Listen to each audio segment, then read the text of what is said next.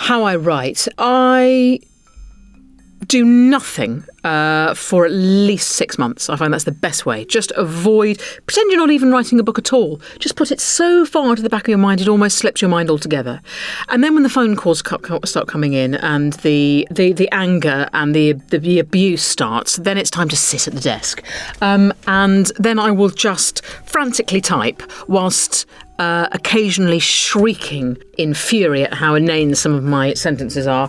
And this carries on until I've got to the thickness. And when the thickness is complete, I'll make the words sound pretty, is how I do it. And to say that I kiss that deadline, it's more serious than that. I do unspeakable things to a deadline. I think of all the places I visited, I was particularly drawn to Tibet. I was drawn to the remoteness of it, the strange, stripped-back essence of its landscape. And it's a chance to think and feel and be in a place where you're a total alien. I was treated to some extraordinary things there, and I walked round this ancient mountain with a group of female nuns. None of that was on camera, but it was genuinely one of the most moving sort of acts of solidarity and communion that I've ever been involved in, and it was very special. So this book is populated by the magnificent characters that I encountered, whether it was a randy hermit or a publicity-seeking botanist in Yunnan, to a woman who only ate what looked like obese fried squirrels. It's kind of chocker with those people. I'm not sure what I was expecting, but I really got more than I had bargained for with the quality and brilliance and openness of the folk that I encountered, and there, I just had to write it down. So obviously when you're travelling and you're far away, the translation is very, very key. And most places we went, the translator would give up after 10 minutes or potter off. And in the sort of furthest reaches of Yunnan province in China, one of the translators didn't even speak English. So one translator would take English to Mandarin. This other lady would go Mandarin to the local Aini dialect. So it was basically and literally a game of Chinese whispers. But the fact that I didn't share a language with her was irrelevant because we both liked eating. So she would, while I was busy doing a scene, she would just find a barbecued frog from the market, or a rat, had a couple of rats, lots of ants. She'd bring a fistful of ants, and she wasn't really aware of how filming was done, so her hand would appear in the middle of the camera lens, sort of, with this sort of busy parade of sort of insects all over it. And I just ate everything, so I just thought that would be the best way to forge a friendship. So actually what it teaches you is that language is useful, but actually beyond that there's a way of meeting someone head on through just joy and fun and visual cues that's incredibly profound.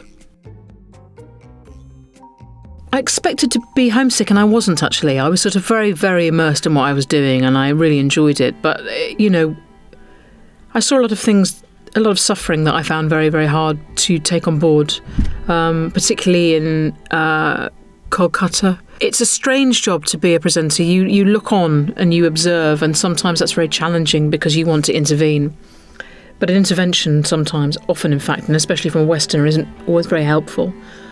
I remember once an old lady helped get me out of a canoe that I was stuck in a paddy field, and I rushed to give her $5 that I'd just got in my pocket, and everyone, no, because that's in excess of a week's wages, and that would just tilt the balance so that everyone would be jealous of her and everyone would come for her and slag her off or try and take her money. So they had to arrange a more appropriate kind of donation and thank you.